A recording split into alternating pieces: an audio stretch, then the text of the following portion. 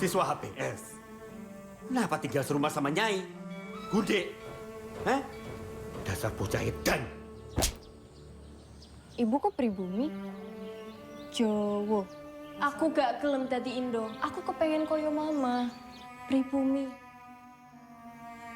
Di balik penjajahan yang bengis dan patriarki yang menindas, berdirilah seorang perempuan yang tak pernah menyerah. Bukan bangsawan, bukan istri sah, tapi dialah yang paling berani melawan. Dialah Nyai Ontosoroh. Bumi Manusia adalah novel monumental karya Pramudia Anantatur. Ditulis ketika ia dipenjara di Pulau Buru. Novel ini bukan hanya kisah cinta, tapi juga potret pahit kolonialisme, kelas sosial, dan perjuangan perempuan. Mingke. Mingke saja. Aku pribumi.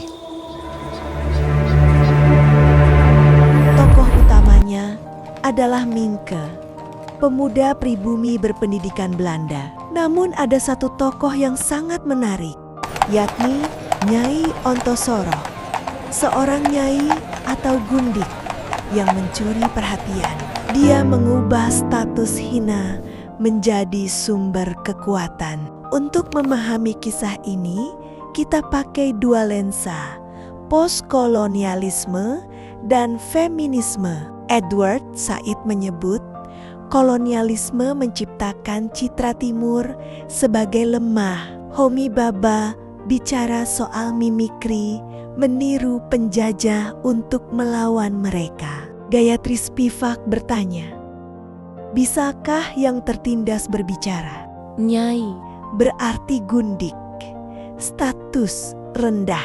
Tapi Nyai Ontosoroh menolak tunduk. Ia belajar otodidak, menguasai bahasa Belanda, manajemen, hingga akuntansi. Ia mengelola bisnis Herman Melema lebih baik dari banyak orang Eropa. Ia mendidik Annelies, anaknya, untuk jadi perempuan kuat. Ia berani berdiri di pengadilan melawan hukum kolonial. Nyai Ontosoroh adalah bukti bahwa gelar hina bisa diubah menjadi lambang perlawanan. Hukum Belanda selalu berpihak pada penjajah. Pribumi selalu dianggap inlander.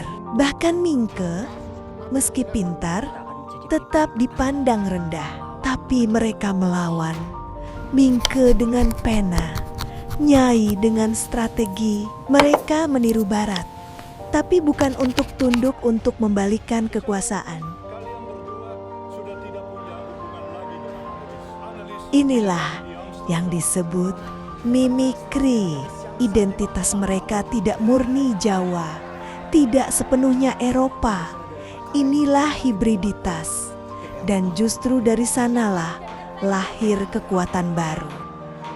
Nyai Ontosoroh menolak jadi perempuan yang hanya menangis dan menunggu. Ia memilih bertindak. Di pengadilan, ia berjuang mempertahankan Annelies. Meski kalah, ia membuktikan bahwa perempuan pribumi bisa berbicara setara dengan menir Belanda.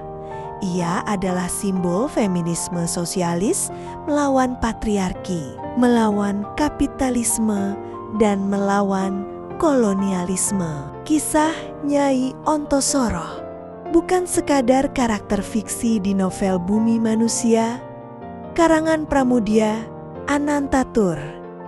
Hingga hari ini, perempuan masih menghadapi diskriminasi berlapis di rumah, di kantor, di mata hukum.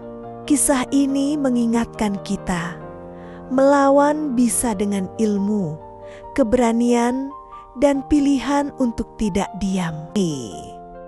Ontosoroh adalah teladan perempuan yang menolak pasrah pada takdir. Pramudia menulis, orang boleh pandai setinggi langit, tapi selama ia tidak menulis, ia akan hilang dari masyarakat. Maka mari kita menulis, mari kita bersuara. Seperti Nyai Ontosoroh yang menolak bungkam, meski seluruh sistem menindasnya. Jika kamu merasa terinspirasi, klik like, bagikan video ini, dan tuliskan di komentar apa arti perjuangan Nyai Ontosoroh buatmu.